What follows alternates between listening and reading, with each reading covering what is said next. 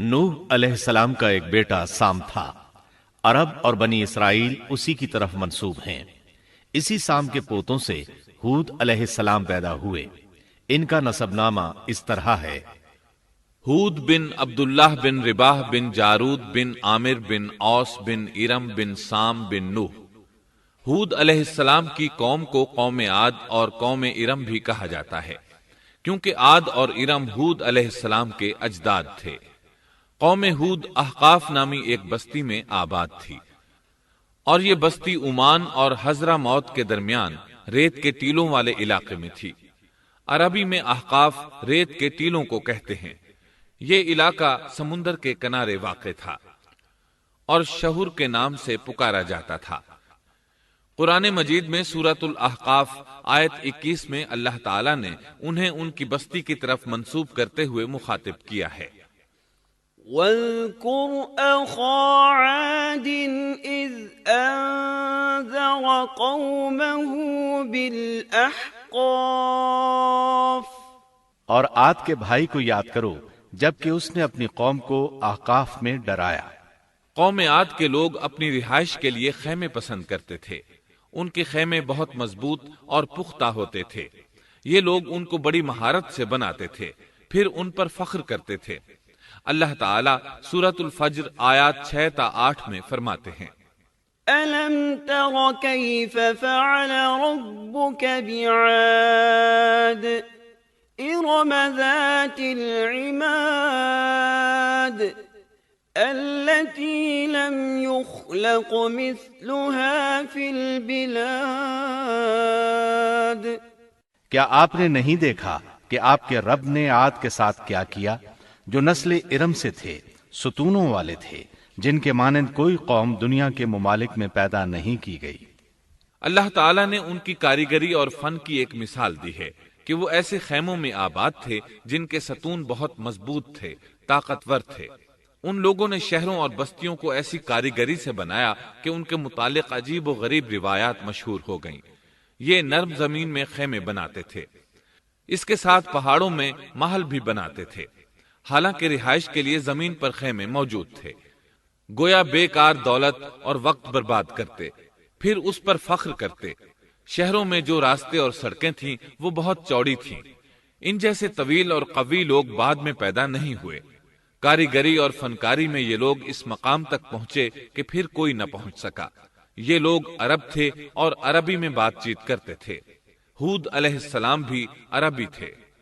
اسماعیل علیہ السلام سے پہلے کے عرب باشندے عرب عاربہ کہلاتے ہیں۔ ان کے مشہور قبائل یہ ہیں: عاد، سمود، جرہم، امیم، قحطان اور مدین وغیرہ۔ ابراہیم علیہ السلام کی اولاد میں اسماعیل علیہ السلام کے بعد آنے والے لوگ عرب مستعربہ کہلاتے ہیں۔ اسماعیل علیہ السلام عربی نہیں تھے، کنعانی تھے۔ جب ابراہیم علیہ السلام اسماعیل علیہ السلام کو مکہ معظمہ میں چھوڑ آئے اور اسماعیل علیہ السلام نے عربوں سے میل جول قائم کیا تو ان سے عربی سیکھ لی اور اس میں بہت مہارت پیدا کر لی، یہاں تک کہ آپ کو عرب کا فصیح کہا جانے لگا۔ اہل عرب میں فصاحت و بلاغت آپ ہی سے آئی۔ رسول اللہ صلی اللہ علیہ وسلم بھی اسی انداز میں فصیح و بلیغ عربی میں بات کرتے تھے۔ طوفان نوح کے بعد جب دوبارہ لوگوں کو پیدا کیا گیا تو وہ ایک مرتبہ پھر ان بستیوں میں رہنے کے لیے چلے گئے جہاں نوح علیہ السلام رہا کرتے تھے۔ نوح علیہ السلام شام کے شمال اور ترکی کے جنوبی علاقوں میں رہا کرتے تھے۔ لوگ یہاں آباد ہو گئے۔ پھر یہاں سے کچھ لوگ فلسطین اور شام کی طرف ہجرت کر گئے اور کچھ لوگ جزیرے کی طرف ہجرت کر گئے، اور قوم عاد جزیرے کے جنوب میں آ کر آباد ہو گئی۔ اس وقت تمام لوگ توحید پر تھے۔ طوفان کے ساتھ جب زمین پامال ہو گئی تو اس پر سوائے نوح علیہ السلام کی اولاد کے اور کوئی زندہ نہ رہا۔ یہ لوگ توحید پرست تھے، لیکن وقت کے ساتھ ساتھ قوم عاد آباد ہوئی اور شیطان نے ان کے دلوں میں وسوسہ ڈالا۔ اس طرح وہ شیطان کی عبادت کرنے لگے۔ چنانچہ قوم نوح کے بعد سب سے پہلے جس قوم نے بت پرستی اختیار کی وہ قوم عاد تھی۔ اس قوم کو اللہ تعالیٰ نے بہت ڈیل ڈال دیا تھا۔ وہ بہت طاقتور قوم تھی۔ مفسرین بیان کرتے ہیں کہ ان کے جسم بہت مضبوط اور ٹھوس تھے، قد بہت لمبے تھے، آدم علیہ السلام کا قد 60 ہاتھ تھا، اس قوم کا قد بھی قریباً اتنا ہی تھا۔ اس طرف سورۃ الاعراف آیت 69 میں اشارہ موجود ہے۔ اللہ تعالیٰ فرماتے ہیں وَاذْكُرُوا إِذْ جَعَلَكُمْ خُلَفَاءَ مِنْ بَعْدِ قَوْمِ نُوحٍ وَزَادَكُمْ فِي الْخَلْقِ بَسْطَةً فَاذْكُرُوا آلَاءَ اللَّهِ لَعَلَّكُمْ تُفْلِحُونَ۔ اور تم وہ حالت یاد کرو جب اللہ نے تمہیں قوم نوح کے بعد جانشین بنایا اور ڈیل ڈول میں تمہیں زیادہ پھیلاؤ دیا، سو تم اللہ کی نعمتوں کو زیادہ یاد کرو تاکہ تم فلاح پا جاؤ۔ ہود علیہ السلام کی زبانی اللہ تعالیٰ ان کی فنکاری کو بیان کرتے ہوئے فرماتے ہیں کہ ہود علیہ السلام نے ان سے کہا، کیا تم ایک ایک ٹیلے پر بطور کھیل نشان لگا رہے ہو؟ مطلب یہ کہ یہ لوگ پہاڑوں کی چوٹیوں پر محل تعمیر کرتے تھے۔ جب ان سے کہا جاتا کہ تم رہتے تو زمین پر ہو اور گھر پہاڑوں پر بناتے ہو، اس کی کیا وجہ ہے؟ اور تم اتنے مضبوط محل تعمیر کر رہے ہو، گویا ہمیشہ یہیں رہو گے۔ وہ لوگ دراصل ٹیلوں، گھاٹیوں، دروں اور پہاڑوں پر عمارات تعمیر کرتے تھے، اور ان کا مقصد ان میں رہنا نہیں تھا، بلکہ صرف کھیل کود کے لیے ایسا کرتے تھے۔ ہود علیہ السلام نے انہیں جھنجھوڑا کہ تم ایسا کام کیوں کرتے ہو جس کا کوئی مقصد نہیں، جس کام کے فضول ہونے میں کوئی شک نہیں۔ ہود علیہ السلام انہیں واعظ کرتے تھے، اے میری قوم، اللہ نے تمہیں بڑی قوت سے نوازا ہے۔ تمہاری طاقت کا عالم یہ ہے کہ جب تم کسی پر ہاتھ ڈالتے ہو تو ظلم کرتے ہو، کوئی شخص تمہارے سامنے آنا گوارا نہیں کرتا، لہذا اللہ سے ڈرو اور میری پیروی کرو۔ اس سے ڈرو جس نے ان چیزوں سے تمہاری مدد کی۔ اللہ تعالیٰ نے اپنی ہر طرح کی نعمت، مال، اسباب، اولاد، باغات، شہر، قوت، جسامت اور صنعت کاری سے تمہیں نوازا ہے، لہٰذا تم اللہ سے ڈرو اور میری اطاعت کرو۔ لیکن ان کی قوم نے کوئی اثر نہ لیا، نہ ان پر ایمان لائی، الٹا لگی تکبر کرنے، اللہ کی حمد کی بجائے اس کی ناشکری کرنے لگی۔ اور تکبر کے بارے میں بات یہ ہے کہ جب سے ابلیس نے اس کو اختیار کیا، یہ اس وقت سے آزمائش بن چکا ہے۔ اللہ تعالیٰ سورہ حامیم السجدہ آیت 15 میں فرماتے ہیں، فَأَمَّا عَادٌ فَاسْتَكْبَرُوا فِي الْأَرْضِ بِغَيْرِ الْحَقِّ وَقَالُوا مَنْ أَشَدُّ مِنَّا قُوَّةً أَوَلَمْ يَرَوْا أَنَّ اللَّهَ الَّذِي خَلَقَهُمْ هُوَ أَشَدُّ مِنْهُمْ قُوَّةً۔ پس قوم عاد نے تو بے وجہ زمین میں سرکشی شروع کر دی اور کہنے لگے کہ ہم سے زوراور کون ہے؟ کیا انہیں یہ نظر نہ آیا کہ جس اللہ نے انہیں پیدا کیا ہے وہ ان سے بہت ہی زیادہ زوراور ہے؟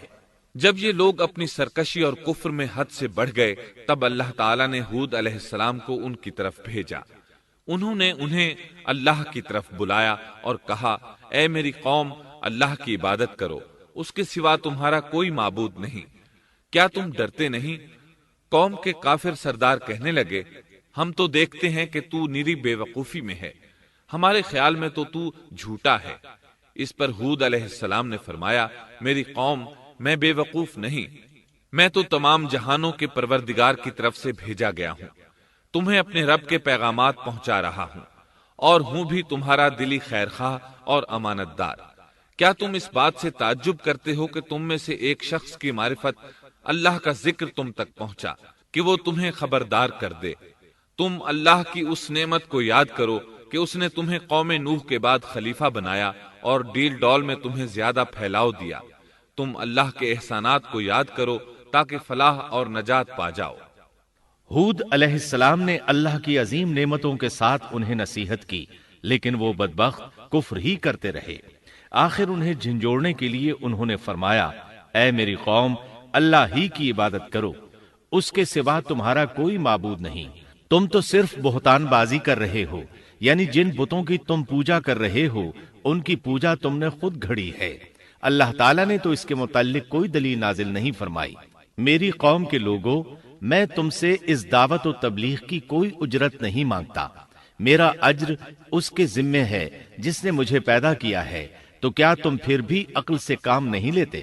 اے میری قوم کے لوگوں، اپنے رب سے گزشتہ گناہوں کی معافی طلب کرو، آئندہ گناہوں سے توبہ کرو، تاکہ وہ برسنے والے بادل تم پر بھیج دے اور تمہیں طاقت میں اور بڑھا دے، تاکہ تم گناہگار ہونے کے باوجود روگردانی نہ کرو۔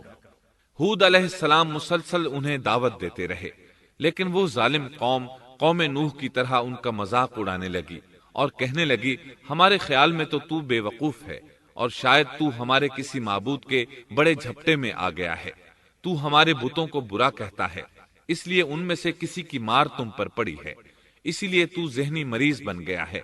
وہ ظالم لوگ چونکہ آخرت پر ایمان نہیں رکھتے تھے اور دنیا میں خوشحالی کی زندگی بسر کر رہے تھے اور تھے بھی اپنی قوم کے سردار، اس لیے اپنے ماتحتوں سے کہنے لگے، یہ تو تم جیسا ہی انسان ہے، وہی کچھ کھاتا ہے جو تم کھاتے ہو اور پیتا بھی وہی کچھ ہے جو تم پیتے ہو۔ اب اگر تم نے اپنے جیسے انسان کی اطاعت قبول کر لی تو سخت خسارے میں رہو گے۔ کیا یہ تمہیں اس بات سے دھمکاتا ہے کہ جب تم مر کر خاک اور ہڈیاں بن جاؤ گے تو پھر زندہ کیے جاؤ گے؟ ہرگز نہیں، یہ بات امکان سے باہر ہے جس کا وعدہ تم سے کیا جاتا ہے۔ یہ زندگی تو صرف دنیا کی ہے، ہم مرتے جیتے رہتے ہیں، ہم پھر نہیں اٹھائے جائیں گے۔ یہ تو وہ شخص ہے جس نے اللہ پر جھوٹ باندھا ہے، ہم اس پر یقین کرنے والے نہیں۔ ہود علیہ السلام انہیں دعوت دیتے رہے، یہاں تک کہ ان کی قوم نے واضح طور پر کہہ دیا کہ آپ ہمیں واز سنائیں یا نہ سنائیں، ہم تو اپنی روش نہیں چھوڑیں گے، یہ تو پرانے لوگوں کا دین ہے۔ اس طرح قوم انہیں مسلسل جھٹلاتی ہی رہی۔ آخر ہود علیہ السلام نے بھی انہیں کھلم کھلا دھمکی دی اور فرمایا، لوگوں سنو، میں صرف تمہیں ہی نہیں اللہ کو بھی گواہ بنا کر اعلان کرتا ہوں کہ اللہ کے سوا جس کی عبادت ہو رہی ہے میں ان سب سے بری طرح بیزار ہوں۔ اب تم ہی نہیں اپنے ساتھ اوروں کو بھی بلا لو اور اپنے ان سب جھوٹے معبودوں کو بھی بلا لو، اور تم سے جو ہو سکے مجھے نقصان پہنچا دو، مجھے کوئی مہلت نہ دو، نہ مجھ پر ترس کھاؤ۔ یہ فرمانے کے بعد انہوں نے اللہ سے دعا کی، رب انصرنی بما کذبون، اے پروردگار ان کے جھٹلانے پر تو میری مدد فرما۔ اللہ کی طرف سے آپ کو جواب ملا، یہ تو بہت ہی جلد اپنے کیے پر پچھتانے لگیں گے۔ اللہ کے نبی کا انکار کرنے، اس سے بغض رکھنے اور اس کا مذاق اڑانے والوں کا انجام کیا ہوا؟ اللہ نے انہیں ایسے زناٹے کی آندھی سے تہس نہس کیا کہ جس کی تاریخ میں مثال نہیں ملتی۔ اللہ نے ان سے بارش روک لی، اس سے خشک سالی کی کیفیت پیدا ہو گئی، درخت اور پھل ختم ہو گئے، وہ لوگ بارش کی خواہش کرنے لگے۔ اسی حالت میں ایک دن اللہ نے انہیں عذاب دینے کا ارادہ فرمایا۔ انہوں نے دیکھا ایک سیاہ بادل ان کی طرف بڑھ رہا ہے، خوشی سے اچھلنے لگے، کہنے لگے یہ بادل ہم پر برسنے والا ہے، جبکہ ان کا خیال غلط تھا۔ دراصل ابر کی صورت میں یہ وہ قہر الہی تھا جس کے آنے کی وہ جلدی مچا رہے تھے۔ وہ عذاب ان کی بستیوں کی تمام چیزوں، پھلوں، خیموں، درختوں کو تہس نہس کرتا ہوا آیا۔ اسے اللہ کا یہی حکم تھا۔ آندھی اس قدر زبردست تھی کہ پہاڑوں پر ان کے تعمیر کردہ محلوں تک کو اڑا لے گئی۔ مجرموں کا یہی بدلہ ہے۔ اللہ تعالی سورۃ الزاریات آیت 41 اور 42 میں فرماتے ہیں، وَفِي عَادٍ إِذْ أَرْسَلْنَا عَلَيْهِمُ الرِّيحَ الْعَقِيمَ مَا تَذَرُ مِن شَيْءٍ أَتَتْ عَلَيْهِ إِلَّا جَعَلَتْهُ كَالرَّمِيمِ۔ اسی طرح عادیوں میں بھی ہماری طرف سے تنبیہ ہے، جبکہ ہم نے ان پر خیر و برکت سے خالی آندھی بھیجی، وہ جس چیز پر گرتی تھی اسے بوسیدہ ہڈی کی طرح چورا چورا کر دیتی تھی۔ اس آندھی نے ہر چیز کو فنا کر کے رکھ دیا۔ اللہ تعالیٰ ان کی تباہی ایک جگہ ان الفاظ میں بیان کرتے ہیں، قوم عاد نے بھی جھٹلایا، پس کیسا ہوا میرا عذاب اور میری ڈرانے والی باتیں۔ ہم نے ان پر تیز و تند مسلسل چلنے والی ہوا ایک لگاتار منحوس دن میں بھیج دی، جو لوگوں کو اٹھا اٹھا کر دے پٹکتی تھی۔ गोया कि वो जड़ से कटे हुए खजूर के तने हैं। बस कैसी रही मेरी सजा और मेरा डराना। यकीनन हमने कुरान को नसीहत के लिए आसान कर दिया है। बस क्या है कोई नसीहत पकड़ने वाला? एक तीसरे मकाम पर अल्लाह ने उनकी जिल्लत और रुसवाई का जिक्र यूं किया है, कौम आद बेहद तुंद और तेज हवा से गारत कर दी गई। वो हवा उन पर बराबर लगातार 7 रात और 8 दिन तक अल्लाह के हुक्म से चलती रही। आप वहां होते तो देखते कि वहां लोग यूं चारों शानों चित गिरे पड़े हैं जैसे वो खजूरों के खोखले तने हों। क्या उनमें से कोई भी आपको बाकी नजर आ रहा है? हूद अलैहिस्सलाम को अल्लाह ताला ने अपनी रहमत से नजात दी। बाकी तमाम जगहों पर तबाही थी, लेकिन जिस जगह हूद अलैहिस्सलाम और उनके साथी थे उस तरफ ये हवा फटकी भी नहीं। कहा जाता है कि एक बाढ़ थी जिसमें हूद अलैहिस्सलाम, हैवानात, चौपाए और उन पर ईमान लाने वाले थे, और आंधी ने हर चीज को फना कर डाला। अल्लाह ताला सूरह आराफ आयत 72 में फरमाते हैं, فأنجيناه والذين معه برحمة منا وقطعنا دابر الذين كذبوا بآياتنا وما كانوا مؤمنين۔ गरज हमने उन्हें और उनके साथियों को अपनी रहमत से बचा लिया और उन लोगों की जड़ काट दी जिन्होंने हमारी आयतों को झुटलाया था और वो ईमान लाने वाले न थे। इसी तरह सूरह हूद में अल्लाह फरमाते हैं, जब हमारा हुक्म आ पहुंचा तो हमने हूद को और उनके साथियों को अपनी खास रहमत से नजात दी। हमने उन सब को सख्त अजाब से साफ बचा लिया। ये थे कौम आद के लोग जिन्होंने अपने रब की आयतों का इनकार किया और उसके रसूलों की नाफरमानी की और हर एक सरकश नाफरमान के हुक्म को माना। दुनिया में भी उन पर लानत लगा दी गई और क़यामत के दिन भी। देख लो, कौम आद ने अपने रब से कुफ्र किया। हूद की कौम आद पर लानत हो। इस तरह कौम आद तबाह हो गई। उनके बाद मोमिनों ने उनके बाकी बच जाने वाले मकानात पर कब्जा कर लिया और वहां रहने लगे। फिर हूद अलैहिस्सलाम ने हजरा मौत में वफात पाई।